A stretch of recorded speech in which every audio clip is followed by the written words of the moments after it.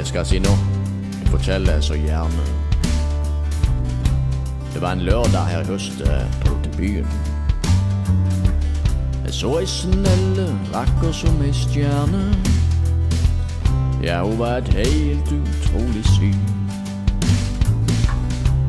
Jeg satt og holdt på med teen i tanga. Jeg var så spent på hvordan dette ville gli.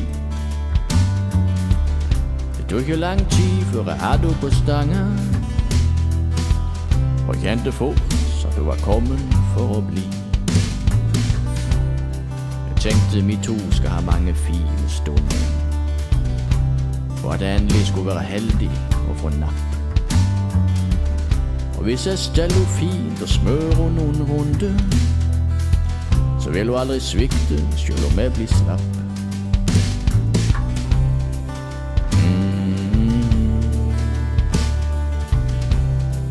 Ja, da vil hun.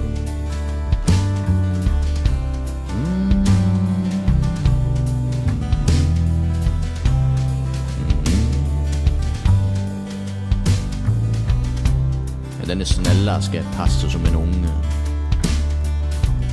Hun er så mye bedre enn det jeg har hatt før. For jeg har prøvd de lette og de tunge, men ingenting er som en Abu-ambassadør. For jeg har prøvd både de lette og de tunge, men ingenting er som en Abu-ambassadør.